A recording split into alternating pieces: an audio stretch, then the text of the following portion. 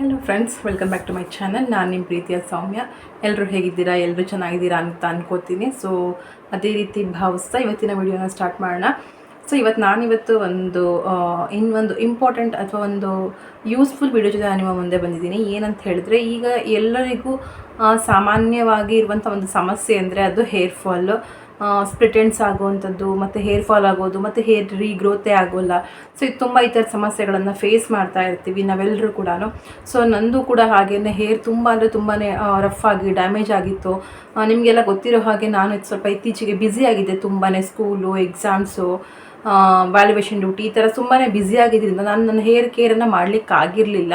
ಹಾಗಾಗಿ ನನ್ನ ಹೇರ್ ಕೂಡ ತುಂಬಾ ಡ್ಯಾಮೇಜ್ ಆಗಿತ್ತು, ತುಂಬ ಡಲ್ ಆಗಿತ್ತು, ತುಂಬ ರಫ್ ಆಗಿಬಿಟ್ಟಿತ್ತು. ಹಾಗಾಗಿ ನಾನು ಇವಾಗ ನನ್ನ ಒಂದು ಹೇರ್ ಕೇರ್ನ ಮಾಡೋಣ ಅಂಥೇಳಿ ಅಂದ್ಕೊಂಡು ಶುರು ಮಾಡಿದೆ. ಹಾಗಾಗಿ ನಿಮಗೂ ಅದ್ರ ಜೊತೆಗೆ ನಿಮಗೂ ಕೂಡ ಅದನ್ನು ನಾನು ತಿಳಿಸ್ಕೊಟ್ರೆ ನಿಮಗೂ ಕೂಡ ಯಾರಿಗಾದ್ರೂ ಯೂಸ್ ಆಗ್ಬೋದಲ್ವ. ಹಾಗಾಗಿ ನಿಮಗೆ ಯಾರಾದರೂ ಕೂಡ ಹೆಲ್ಪ್ ಆಗಬಹುದು ಅನ್ನೋ ಕಾರಣಕ್ಕೆ ಇವತ್ತು ಈ ಒಂದು ಹೇರ್ ಕೇರ್ ಒಂದು ವಿಡಿಯೋನ ನನ್ನ ಜೊತೆ ಶೇರ್ ಮಾಡ್ತಾ ಇದ್ದೀನಿ. ಸೊ ಇದು ಏನಪ್ಪ ಅಂತ ಹೇಳಿದ್ರೆ, ಒಂದು DIY ಒಂದು ಹೇರ್ ಸೀರಮನ್ನು ನಾನು ಮನೆಯಲ್ಲೇ ಮಾಡ್ಕೋತಾ ಇದ್ದೀನಿ. ಇದನ್ನು ನಾವು ಮಾಡೋದಕ್ಕೆ ಬಳಸುವಂಥ ಎಲ್ಲ ಐಟಮು ಕೂಡ ನ್ಯಾಚುರಲ್ ಇಂಗ್ರೀಡಿಯೆಂಟ್ಸೇ ಹಾಕಿ ನಾವು ಮಾಡೋದ್ರಿಂದ ಇದರಿಂದ ಯಾವುದೇ ರೀತಿಯ ಸೈಡ್ ಎಫೆಕ್ಟ್ಸ್ ಆಗೋದಿಲ್ಲ, ಯಾವುದೇ ರೀತಿಯ ಹಾರ್ಮ್ಫುಲ್ ಇಲ್ಲ ಇದು ನಮ್ಮ ಹೇರಿಗೆ. ನಾವು ಹೊರಗಡೆ ಮಾರ್ಕೆಟಿಂದ ಕೆಮಿಕಲ್ ಬೇಸ್ಡ್ ನಾವು ಶ್ಯಾಂಪೂಸನ್ನು ಅಥವಾ ಹೇರ್ ಆಯಿಲು, ಕಂಡೀಷ್ನರ್ ಇದನ್ನೆಲ್ಲ ತೊಗೊಂಡು ಹಾಕಿದಾಗ ಅದು ನಮ್ಮ ಹೇರಿಗೆ ಕೆಲವರು ಸೆಟ್ ಆಗುತ್ತೆ, ಕೆಲವರು ಸೆಟ್ ಆಗೋದಿಲ್ಲ. ಅವಾಗ ಏನಾಗುತ್ತೆ, ಅದು ಅವ್ರಿಗೆ ತೊಂದರೆ ಆಗುತ್ತೆ, ಅದರಿಂದ ಹೇರಿಗೆ ತೊಂದರೆ ಆಗುತ್ತೆ. ಹಾಗಾಗಿ ನಮ್ಮ ಮನೆಯಲ್ಲೇ ಸಿಗುವಂತಹ ನ್ಯಾಚುರಲ್ ಐಟಮ್ಸನ್ನು ಅಥವಾ ನ್ಯಾಚುರಲ್ ಇಂಗ್ರೀಡಿಯೆಂಟ್ಸನ್ನು ಬಳಸ್ಕೊಂಡು ಹೇಗೆ ನಾವು ಹೇರ್ ಕೇರನ್ನು ಮಾಡಬಹುದು ಅಂತ ನಿಮಗೆ ತೋರಿಸ್ಕೊಡ್ತಿದ್ದೀನಿ. ಅದಕ್ಕಾಗಿ ನಾನು ಒಂದು ಸೀರಮನ್ನು ರೆಡಿ ಮಾಡ್ಕೊಂಡಿದ್ದೀನಿ, ತೋರಿಸ್ತೀನಿ ನಾನು ನಿಮಗೆ. ಸೊ ನೋಡಿ, ಇದೇ ನಾನು ಮನೆಯಲ್ಲಿ ಪ್ರಿಪೇರ್ ಮಾಡಿರುವಂಥ ಒಂದು ಹೇರ್ ಸೀರಮ್ಮು. ಸೊ ಈ ಸೀರಮನ್ನು ನಾವು ವೀಕ್ಲಿ 3 ಡೇಸ್ ನಮ್ಮ ಹೇರಿಗೆ ಅಪ್ಲೈ ಮಾಡೋದ್ರಿಂದ ನಮ್ಮ ಹೇರಲ್ಲಿರುವಂಥ ಡ್ಯಾಮೇಜು ಅಥವಾ ಡಲ್ನೆಸ್ಸು ಅದೆಲ್ಲ ಕೂಡ ನಾವು ಹೋಗಲಾಡಿಸ್ಬಹುದು. ಆ್ಯಂಡ್ ಹಾಗೆಯೇ ಈ ಸೀರಮ್ ಎಸ್ಪೆಷಲಿ ಯಾವುದಕ್ಕೋಸ್ಕರ ಅಂತ ಹೇಳಿದ್ರೆ, ನಮ್ಮ ಹೇರ್ನ ರೀಗ್ರೋತ್ ಮಾಡಲಿಕ್ಕೆ, ಹಾಗೆಯೇ ಏರ್ ಫಾಲ್ನ ಕಡಿಮೆ ಮಾಡಲಿಕ್ಕೆ, ಆ್ಯಂಡ್ ಅದ್ರ ಜೊತೆಗೆ ಸ್ಪ್ಲಿಟ್ ಎಂಡ್ಸ್ ಏನು ಬರ್ತಾ ಅದನ್ನು ಕಡಿಮೆ ಮಾಡಲಿಕ್ಕೆ ಕೂಡ ನನಗೆ ಇದು ಹೆಲ್ಪ್ ಮಾಡುತ್ತೆ ಈ ಒಂದು ಸೀರಮ್ಮು. ಈ ಸೀರಮ್ಮನ್ನು ನಾನು ಹೇಗೆ ಮಾಡಿದೆ ಅದು ಕೂಡ ತೋರಿಸ್ತೀನಿ ಇವಾಗ, ನಿಮಗೆ ಹೋಗಿ ನೋಡ್ಕೊಂಡು ಬನ್ನಿ. ಸೊ ಈ ಒಂದು ಸೀರಮನ್ನು ಮಾಡಲಿಕ್ಕೆ ನಾನಿಲ್ಲಿ ಒಂದು ಗ್ಯಾಸ್ ಮೇಲೆ ಒಂದು ಪಾತ್ರೆಯನ್ನು ಇಟ್ಕೊಂಡಿದ್ದೀನಿ. ಅದಕ್ಕೆ 1 ಗ್ಲಾಸಷ್ಟು ನೀರನ್ನು ಹಾಕ್ಕೋತಾ ಇದ್ದೀನಿ. ಹಾಗೆಯೇ 1 ಸ್ಪೂನಷ್ಟು ಅಕ್ಕಿಯನ್ನು ನಾನಿಲ್ಲಿ ತೊಳೆದು ಹಾಕ್ಕೋತಾ ಇದ್ದೀನಿ. ಸೊ ಅಕ್ಕಿ ಒಂದು ಒಳ್ಳೆಯ ಇಂಗ್ರೀಡಿಯೆಂಟ್ ಅಂತ ಹೇಳ್ಬಹುದು ನಮ್ಮ ಹೇರ್ ಗ್ರೋತ್ಗೆ. ಇದು ನಮ್ಮ ಒಂದು ಹೇರ್ನ ಗ್ರೋತ್ ಮಾಡಲಿಕ್ಕೆ ಹೆಲ್ಪ್ ಮಾಡುತ್ತೆ. ಆ್ಯಂಡ್ ಹಾಗೆ ನಾನಿಲ್ಲಿ 2ರಿಂದ 3 ದಾಸವಾಳದ ಹೂವು, ಹಾಗೆಯೇ 4ರಿಂದ 5 ದಾಸವಾಳದ ಎಲೆಗಳನ್ನು ಹಾಕೋತಾ ಇದ್ದೀನಿ. ಸೊ ಇದೆಲ್ಲನೂ ಹಾಕಿ ಚೆನ್ನಾಗಿ ಮಿಕ್ಸ್ ಮಾಡಿ ಇದನ್ನು ಕುದಿಸ್ಕೋಬೇಕು. ಆಗಲೇ ಹೇಳ್ದಂಗೆ ನಮಗೆ ಈ ಒಂದು ರೈಸ್ ವಾಟರಿಂದ ನಮಗೆ ಒಂದು ಲೆಂತಿ ಹೇರ್ನ ಪಡ್ಕೊಳ್ಳಿಕ್ಕೆ, ಹಾಗೆ ಸಾಫ್ಟ್ ಆ್ಯಂಡ್ ಸಿಲ್ಕಿ ಹೇರ್ನ ಪಡ್ಕೊಳ್ಳಿಕ್ಕೆ ನಮಗೆ ಇದು ಹೆಲ್ಪ್ ಮಾಡುತ್ತೆ. ಹಾಗೆಯೇ ಈ ರೈಸ್ ವಾಟರ್ ನಮ್ಮ ಹೇರಿನ ಎಲಾಸಿಟಿಯನ್ನು ಜಾಸ್ತಿ ಮಾಡುತ್ತೆ, ಹಾಗೆಯೇ ವಾಲ್ಯೂಮನ್ನು ಜಾಸ್ತಿ ಮಾಡುತ್ತೆ. ಸೊ ಹಾಗೆ ನೋಡಿ, ಇವಾಗಿಲ್ಲಿ 1 ಸ್ಪೂನಷ್ಟು ಕೊಬ್ಬರಿ ಎಣ್ಣೆ ಕೂಡ ಹಾಕೋತಾ ಇದ್ದೀನಿ ನಾನಿಲ್ಲಿ. ಜೊತೆಗೆ ಆಗಲೇ ಹೇಳ್ತಾ ಇದ್ದಾಗೆ ಇದು ನಮ್ಮ ಕೂದಲಿನಲ್ಲಿ ಸಿಕ್ ಗಟ್ಕೊಳುತ್ತಲ್ಲ ಅದನ್ನು ಕೂಡ ಕಡಿಮೆ ಮಾಡಲಿಕ್ಕೆ ಹೆಲ್ಪ್ ಮಾಡುತ್ತೆ. ಮತ್ತು ಡ್ಯಾಮೇಜಿಂದ ನಮ್ಮ ಹೇರನ್ನು ಪ್ರೊಟೆಕ್ಟ್ ಮಾಡುತ್ತೆ. ಹಾಗೆ ಡ್ಯಾಂಡ್ರಫಿಂದ ನಮಗೆ ಇದು ಹೆಲ್ಪ್ ಮಾಡುತ್ತೆ. ಇದಿಷ್ಟು ಕೂಡ ರೈಸ್ ವಾಟರ್ನ ಬೆನಿಫಿಟ್ಸ್. ಆದರೆ ಇನ್ನು ಈ ದಾಸವಾಳದ ಎಲೆ ಮತ್ತು ಹೂವಿನ ಬೆನಿಫಿಟ್ ಹೇಳೋದಾದರೆ ಅದರಲ್ಲಂತೂ ತುಂಬಾ ಬೆನಿಫಿಟ್ಸ್ ನಮಗೆ ಸಿಗುತ್ತೆ. ಇದರಲ್ಲಿ ವಿಟಮಿನ್ ಸಿ ಇದೆ, ಫ್ಲೆವನಾಯ್ಡ್ಸ್ ಇದೆ, ಅಮಿನೋ ಆ್ಯಸಿಡ್ಸ್ ಇದೆ, ಮತ್ತು ಇದು ಆ್ಯಂಟಿ ಆಕ್ಸಿಡೆಂಟ್ಸ್ ಆಗಿ ನಮಗೆ ಹೆಲ್ಪ್ ಮಾಡುತ್ತೆ. ನಮ್ಮ ಹೇರನ್ನು ನರಿಷ್ ಮಾಡುತ್ತೆ. ಹಾಗೆಯೇ ಹೇರ್ ಗ್ರೋತ್ಗೆ ಕೂಡ ಇದು ಹೆಲ್ಪ್ ಮಾಡುತ್ತೆ. ಮತ್ತು ಇದು ನಮ್ಮ ಹೇರನ್ನು ಸಾಫ್ಟ್ ಆ್ಯಂಡ್ ಸಿಲ್ಕಿ ಟೆಕ್ಸ್ಚರ್ನ ಕೊಡಲಿಕ್ಕೆ ನಮಗೆ ಈ ಒಂದು ದಾಸವಾಳದ ಎಲೆ ಮತ್ತು ಹೂಗಳು ಹೆಲ್ಪ್ ಮಾಡುತ್ತೆ. ಸೊ ಇವಾಗ ನೋಡಿ, ಇದು ಕಂಪ್ಲೀಟಾಗಿ ರೈಸ್ ಎಲ್ಲ ಬೆಂದು ಅನ್ನ ಆಗಬೇಕು, ಅಲ್ಲಿ ತನಕ ನಾವು ಕೂದಿಸ್ಕೊಂಡ್ರೆ ಈ ರೀತಿಯ ಒಂದು ಸೀರಮ್ ನಮಗೆ ರೆಡಿ ಆಗುತ್ತೆ. ಈಗ ಆ ಸೀರಮನ್ನು ನಾವು ಶೋಧಿಸಿ ಒಂದು ಬೌಲ್ಗೆ ಸಪ್ರೇಟಾಗಿ ತೆಗೆದಿಟ್ಕೊಳ್ಳೋಣ. ಸೊ ನೋಡಿ, ನಾನು ಇವಾಗ ಅದನ್ನು ತೆಗೆದಿಟ್ಕೊಂಡಿದ್ದೀನಿ. ಈ ಒಂದು ಸೀರಮ್ ಆಗಲೇ ಹೇಳ್ದಂಗೆ ಕಂಪ್ಲೀಟ್ ನಮ್ಮ ಹೇರಿನ ಆರೋಗ್ಯಕ್ಕೆ ತುಂಬಾ ಯೂಸ್ಫುಲ್ ಆಗಿರುವಂಥ ಒಂದು ಸೀರಮ್ಮು. ತುಂಬ ಕಡಿಮೆ ಸಮಯದಲ್ಲಿ, ಕಡಿಮೆ ವಸ್ತುಗಳಿಂದ, ಕಡಿಮೆ ಖರ್ಚಿನಿಂದ ಇದನ್ನು ನಾವು ಮಾಡ್ಕೋಬಹುದು. ಸೊ ಖಂಡಿತ ಒಂದು ಸಲ ಟ್ರೈ ಮಾಡಿ ನೋಡಿ. ಇವಾಗ ಈ ಒಂದು ಸೀರಮು ಸ್ವಲ್ಪ ಜೆಲ್ಲಿ ಕನ್ಸಿಸ್ಟೆನ್ಸಿನಲ್ಲೇ ಇರುತ್ತೆ, ಯಾಕಂದರೆ ದಾಸವಾಳದ ಎಲೆ ಮತ್ತು ಆ ಒಂದು ಹೂವಿನಲ್ಲಿ ನಿಮಗೆ ಗೊತ್ತಿರುತ್ತಲ್ಲ, ಸ್ವಲ್ಪ ಜೆಲ್ಲಿ ಥರ ಇರುತ್ತಲ್ಲ, ಆ ಥರ ಇರುತ್ತೆ ಇದು. ಇದನ್ನು ಇವಾಗ ನಾನು ಒಂದು ಸ್ಪ್ರೇ ಬಾಟಲ್ಗೆ ಹಾಕಿ ಎತ್ತಿಟ್ಕೋತಾ ಇದ್ದೀನಿ. ನೋಡಿದ್ರಲ್ಲ ಸೀರಮನ್ನು ಹೇಗೆ ಪ್ರಿಪೇರ್ ಮಾಡೋದು ಅಂಥೇಳಿ. ಜಸ್ಟ್ 4 ಇಂಗ್ರೀಡಿಯೆಂಟ್ಸನ್ನು ಬಳಸ್ಕೊಂಡು ಈ ಸೀರಮನ್ನು ಮಾಡುವಂಥದ್ದು. ಈ ಎಲ್ಲ ಐಟಮ್ ನಮ್ಮ ಮನೇಲಿ ಇದ್ದೇ ಇರುತ್ತೆ ಅಲ್ವಾ. ದಾಸವಾಳದ ಹೂವು, ದಾಸವಾಳದ ಎಲೆ, ಹಾಗೆಯೇ ಮತ್ತು ಅಕ್ಕಿ, ಹಾಗೆಯೇ ಕೊಬ್ಬರಿ ಎಣ್ಣೆ ಇದೆಲ್ಲರ ಮನೆಯಲ್ಲೂ ಸಾಮಾನ್ಯವಾಗಿ ಸಿಗುವಂಥದ್ದು. ಆಗಲೇ ಹೇಳ್ದಂಗೆ ಇದೆಲ್ಲ ಕೂಡ ನ್ಯಾಚುರಲ್ ಇಂಗ್ರೀಡಿಯೆಂಟ್ಸ್. ಇದರಿಂದ ಯಾವುದೇ ರೀತಿಯ ನಿಮ್ಮ ಒಂದು ಹೇರಿಗೆ ಅದು ಹಾರ್ಮನ್ನು ಮಾಡೋದಿಲ್ಲ, ಯಾವುದೇ ಸೈಡ್ ಎಫೆಕ್ಟ್ಸ್ ಕೂಡ ಇದರಿಂದ ಆಗೋದಿಲ್ಲ ಆಯಿತಾ. ಆ್ಯಂಡ್ ಹಾಗೆ ಇದನ್ನು ಹೇಗೆ ಅಪ್ಲೈ ಮಾಡಬೇಕು, ಹಾಗೆ ಇದರಲ್ಲಿರುವಂಥ ಪ್ರತಿಯೊಂದು ಇಂಗ್ರೀಡಿಯೆಂಟ್ಸ್ನ ಒಂದು ಬೆನಿಫಿಟ್ ಏನು, ಇದು ಹೇಗೆ ನಮ್ಮ ಹೇರಿಗೆ ಕೆಲಸ ಮಾಡುತ್ತೆ ಅದನ್ನು ಕೂಡ ನಾನು ನಿಮಗೆ ತೋರಿಸ್ತೀನಿ, ಹೋಗಿ ನೋಡ್ಕೊಬನ್ನಿ. ಇದನ್ನು ನಾವು 2 ರೀತಿ ನಾವು ನಮ್ಮ ಹೇರಿಗೆ ಅಪ್ಲೈ ಮಾಡಬಹುದು. ನೀವು ನೋಡ್ತಾ ಇದ್ದೀರಾ, ಬಿಫೋರ್ ಅಪ್ಲೈ ನನ್ನ ಹೇರು ಹೇಗೆ ತುಂಬಾ ಫ್ರಿಝಿಯಾಗಿದೆ ಮತ್ತು ತುಂಬಾ ಟ್ಯಾಂಗಲ್ಡ್ ಆಗಿದೆ, ತುಂಬಾ ಸಿಕ್ ತುಂಬಾ ಮತ್ತು ರಫ್ ಕೂಡ ಇದೆ, ಹಾಗೆ ಒಂದು ಶೈನಿ ಕೂಡ ಕಾಣಿಸ್ತಾ ಇಲ್ಲ. ಆ್ಯಕ್ಚುಲಿ ನನ್ನ ಹೇರ್ ತುಂಬಾ ಸಾಫ್ಟ್ ಆ್ಯಂಡ್ ಸಿಲ್ಕಿ ಇರುವಂಥದ್ದು. ಆಗಲೇ ಹೇಳ್ದಂಗೆ ನನ್ನ ಕೇರ್ ಮಾಡೋದು ಕಡಿಮೆ ಆಗಿರೋದ್ರಿಂದ ನನ್ನ ಹೇರ್ ಸ್ವಲ್ಪ ಇವಾಗ ಈ ಥರ ಡ್ಯಾಮೇಜ್ ಆಗಿದೆ. ಹಾಗಾಗಿ ಇದನ್ನು ಮತ್ತೆ ನಾನು ಕೇರ್ ಮಾಡಿ ಇದನ್ನು ಮತ್ತೆ ವಾಪಸ್ ನನ್ನ ಹೇರ್ ಹೇಗಿತ್ತು ಹಾಗೆ ತೊಗೊಂಡು ಬರಬೇಕು. ನಮಗೆ ಲೆಂತಿ ಹೇರ್ ಇಲ್ಲ ಅಂದರೂ ಪರವಾಗಿಲ್ಲ, ಬಟ್ ಒಂದು ಹೆಲ್ದಿ ಹೇರ್ ಇರಬೇಕಲ್ವ. ತುಂಬಾ ದಪ್ಪನಾಗಿ ನೋಡೋದಕ್ಕೆ ಹೇರ್ ಚೆನ್ನಾಗಿದ್ದರೆ ಸಾಕು, ಉದ್ದನೇ ಇರಬೇಕು ಅಂತೇನಿಲ್ಲ. ಆಗಲೇ ನಾನು ನಿಮಗೆ ಹಿಂದಿನ ಒಂದು ನನ್ನ ವಿಡಿಯೋಗಳಲ್ಲಿ ಹೇಳಿದ್ದೀನಿ ನನಗೆ ತುಂಬ ಹೇರ್ ಫಾಲ್ ಆಗ್ತಾಯಿತ್ತು ಅಂತ. ಸೊ ಈ ರೆಮಿಡಿಗಳನ್ನು ನಾನು ಯೂಸ್ ಮಾಡಿದ್ಮೇಲೆ ನನ್ನ ಹೇರ್ ಫಾಲ್ ಕೂಡ ಕಡಿಮೆ ಆಗಿದೆ. ಈಗ ನನ್ನ ಹೇರು ಗ್ರೋತ್ ಆಗ್ತಾಯಿದೆ, ಮತ್ತು ನಾನು ಪಂಚಮುಡಿ ಕೊಟ್ಟಿರೋದ್ರಿಂದ ಸ್ವಲ್ಪ ನನ್ನ ಹೇರ್ ತುಂಬಾ ಥಿನ್ ಆಗಿದೆ ಇವಾಗ. ಸೊ ಹಾಗಾಗಿ ಆ ಹೇರನ್ನು ನಾನು ಫಾಸ್ಟಾಗಿ ಗ್ರೋತ್ ಮಾಡ್ಕೋಬೇಕು, ಅದಕ್ಕಾಗಿ ನಾನು ಇವಾಗ ಮತ್ತೆ ಈ ರೆಮಿಡಿಗಳನ್ನು ಯೂಸ್ ಮಾಡ್ತಾಯಿದ್ದೀನಿ. ಸೊ ಈಗ ನಾನು ಈ ಸೀರಮನ್ನು ನನ್ನ ಹೇರಿಗೆ ಅಪ್ಲೈ ಮಾಡ್ತಾಯಿದ್ದೀನಿ. 2 ರೀತಿ ಅಪ್ಲೈ ಮಾಡೋದ್ರೆ ಹೇಳಿದ್ನಲ್ಲ. ಸೊ ಇದು ಸ್ಪ್ರೇ ಬಾಟ್ಲಲ್ಲಿ ಹಾಕ್ಕೊಂಡು ಸ್ಪ್ರೇ ಕೂಡ ಮಾಡಬಹುದು, ಅಥವಾ ಇದರ ಬೌಲ್ನಲ್ಲಿ ಇಟ್ಕೊಂಡು ಒಂದು ಕಾಟನ್ದು ಒಂದು ಏನು ತೊಗೊಂಡು, ಸ್ವಲ್ಪ ಕಾಟನ್ ತೊಗೊಂಡು ಕಾಟನನ್ನು ರೋಲ್ ಮಾಡಿಕೊಂಡು ಆ ಕಾಟನನ್ನು ಈ ಒಂದು ಸೀರಮ್ಗೆ ಅದ್ಕೊಂಡು ಅದನ್ನು ನಾವು ಹೇರಿಗೆ ಅಪ್ಲೈ ಮಾಡ್ಬೋದು. ಸೊ ಇದು 2 ರೀತಿಯಲ್ಲಿ ಅಪ್ಲೈ ಮಾಡೋ ರೀತಿ. ನಿಮಗೆ ಯಾವ ರೀತಿಯಲ್ಲಿ ನಿಮಗೆ ಕಂಫರ್ಟಬಲ್ ಅನಿಸುತ್ತೋ ನೀವು ಆ ರೀತಿಯಲ್ಲಿ ನೀವು ಇದನ್ನು ಹೇರಿಗೆ ಅಪ್ಲೈ ಮಾಡಿ. ನಾನು 2 ರೀತಿ ಕೂಡ ಇಲ್ಲಿ ನಿಮಗೆ ಅಪ್ಲೈ ಮಾಡಿ ತೋರಿಸ್ತಾ ಇದ್ದೀನಿ. ಸೊ ನನಗೆ ಆ್ಯಕ್ಚುಲಿ ಈ ಥರ ಹಚ್ಚೋದಕ್ಕಿಂತ ಸ್ಪ್ರೇ ಬಾಟಲ್ನಲ್ಲಿ ಹಾಕೋ ತುಂಬಾ ಕಂಫರ್ಟಬಲ್ಲು, ಹಾಗಾಗಿ ನಾನು ಅದನ್ನೇ ಮಾಡ್ತೀನಿ. ಬಟ್ ಫಸ್ಟ್ ನಾನು ನಿಮಗೆ ಇಲ್ಲಿ ಇದನ್ನು ಕೂಡ ತೋರಿಸ್ತಾ ಇದ್ದೀನಿ.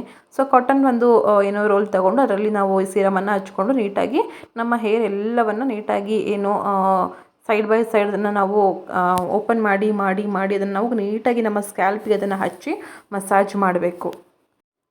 ಸೊ ಈ ರೀತಿಯಲ್ಲಿ ನಮ್ಮ ಇಡೀ ನಮ್ಮ ಹೇರಿನ ಸ್ಕ್ಯಾಲ್ಪ್ ಕಂಪ್ಲೀಟ್ ನಮ್ಮ ಬುರುಡೆಗೆ ಇದನ್ನು ನಾವು ಅಪ್ಲೈ ಮಾಡಬೇಕು. ಆ್ಯಂಡ್ ಅಷ್ಟೇ ಅಲ್ಲದೆ ಇದನ್ನು ನಾವು ಬರೀ ಸ್ಕ್ಯಾಲ್ಪ್ಗೆ ಅಷ್ಟೇ ಅಲ್ಲದೆ ನಮ್ಮ ಹೇರಿಗೆ ಕೂಡ ಅಪ್ಲೈ ಮಾಡಬಹುದು. ಕಂಪ್ಲೀಟ್ ನಮ್ಮ ಹೇರ್ ಏನಿದೆಯಲ್ಲ ಕೊನೆಯ ಒಂದು ತುದಿಯವರೆಗೂ ಕೂಡ ಅದನ್ನು ನಾವು ಕಂಪ್ಲೀಟಾಗಿ ಇದನ್ನು ನಾವು ಅಪ್ಲೈ ಮಾಡಬೇಕು.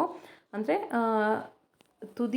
ಬುಡದಿಂದ ಹಿಡಿದು ತುದಿವರೆಗೂ ಕೂಡ ಇದನ್ನು ಕಂಪ್ಲೀಟಾಗಿ ಈ ಒಂದು ಸೀರಮನ್ನು ಎಲ್ಲ ಕಡೆಗೂ ಅಪ್ಲೈ ಮಾಡಿ. ನೋಡಿ ನಾನು ಕಂಪ್ಲೀಟ್ ಹಿಂದೆ ಮುಂದೆ ಎಲ್ಲ ಕಡೆ ಇವಾಗ ಅಪ್ಲೈ ಮಾಡಿದ್ದೀನಿ, ಸ್ಪ್ರೇ ಮಾಡ್ಕೋತಾ ಇದ್ದೀನಿ. ಸೊ ಈಗ ನಾನು ಕಂಪ್ಲೀಟ್ ನನ್ನ ಹೇರ್ಗೂ ಕೂಡ ಸ್ಪ್ರೇ ಮಾಡಿಕೊಂಡು ಒಂದು ಸ್ವಲ್ಪ ಚೆನ್ನಾಗಿ ಅದಕ್ಕೆ ನಾವು ಮಸಾಜನ್ನು ಕೊಡಬೇಕು. ಒಂದು 5ರಿಂದ 10 ನಿಮಿಷ ಚೆನ್ನಾಗಿ ಮಸಾಜನ್ನು ಮಾಡಬೇಕು.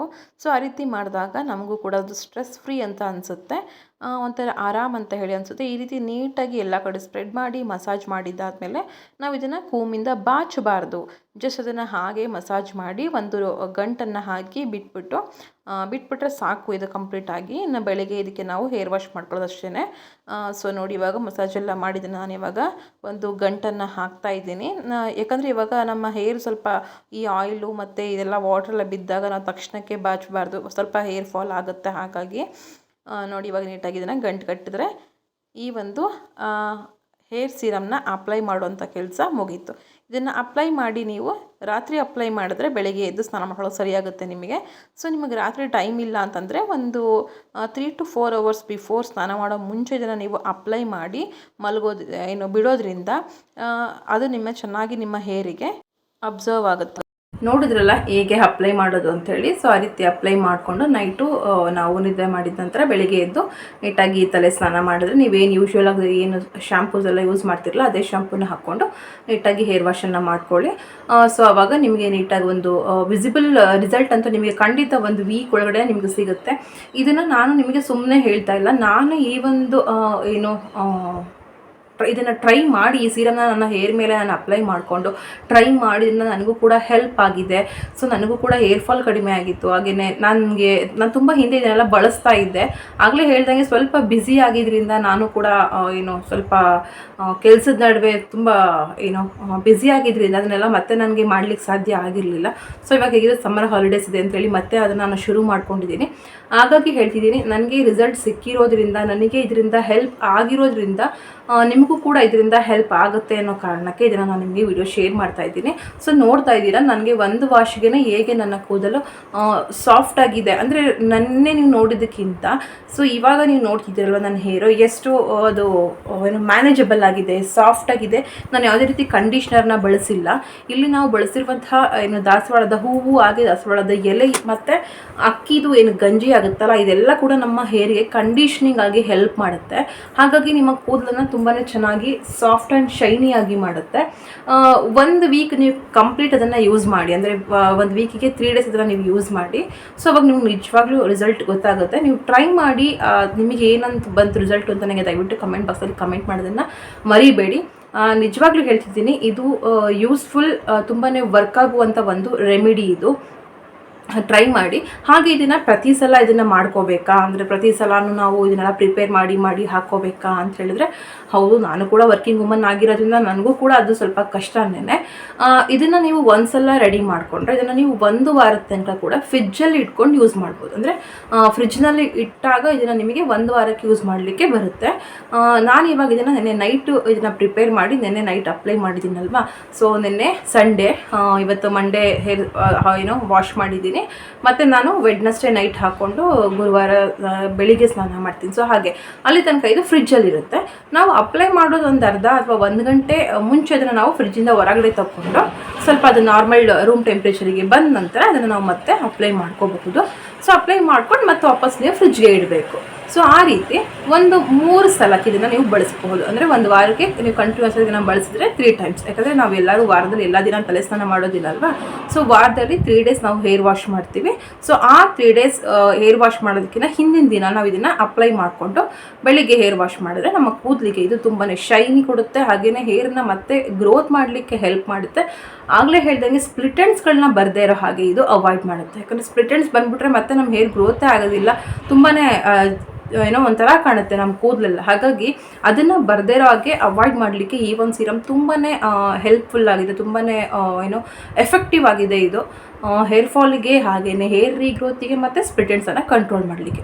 ಸೊ ಒಂದ್ಸಲ ಈ ಒಂದು DIY ಹೇರ್ ಸೀರಮನ್ನು ನೀವು ಕೂಡ ಪ್ರಿಪೇರ್ ಮಾಡಿ ಅದನ್ನು ನೀವು ಟ್ರೈ ಮಾಡಿ ನೋಡಿ. ಆವಾಗ ನೀವೇ ಹೇಳ್ತೀರಾ ನಿಜವಾಗ್ಲೂ ಇದು ಯೂಸ್ಫುಲ್ ಅಂತ ಹೇಳಿ. ಸೊ ಈ ಒಂದು ವಿಡಿಯೋ ನಿಮಗೆ ಇಷ್ಟ ಆದರೆ, ನಿಮಗಿದು ಬೆನಿಫಿಟ್ ಅಂತ ಅನಿಸಿದ್ರೆ ಅಥವಾ ಹೆಲ್ಪ್ಫುಲ್ ಅಂತ ಅನಿಸಿದ್ರೆ ಈ ವಿಡಿಯೋಗೆ ಈಗಲೇ ಒಂದು ಲೈಕ್ ಕೊಡಿ. ಹಾಗೆಯೇ ನೀವು ಯೂಸ್ ಮಾಡಿದ್ಮೇಲೆ ಅದರದ್ದು ರಿಸಲ್ಟನ್ನು ದಯವಿಟ್ಟು ಕಮೆಂಟ್ ಬಾಕ್ಸಲ್ಲಿ ಕಮೆಂಟ್ ಮಾಡೋದನ್ನು ಮಾತ್ರ ಮರಿಬೇಡಿ. ಈ ರೀತಿಯ ಒಂದು ಸಮಸ್ಯೆ ಇರುವಂಥ ನಿಮ್ಮ ಫ್ರೆಂಡ್ಸ್ ಆ್ಯಂಡ್ ಫ್ಯಾಮಿಲಿಗೆ ಈ ವಿಡಿಯೋನ ಶೇರ್ ಮಾಡ್ಕೊಳ್ಳಿ, ಅವ್ರಿಗೂ ಕೂಡ ಹೆಲ್ಪ್ ಆಗಲಿ. ಹಾಗೆ ನನ್ನ ಚಾನಲ್ನ ಸಬ್ಸ್ಕ್ರೈಬ್ ಮಾಡದೆ ನೋಡ್ತಿದ್ರೆ ಪ್ಲೀಸ್ ಚಾನಲ್ ಸಬ್ಸ್ಕ್ರೈಬ್ ಮಾಡ್ಕೊಂಡು ನನಗೆ ಸಪೋರ್ಟ್ ಮಾಡಿ ಅಂತ ಹೇಳ್ತಾ thank you for watching. Bye bye.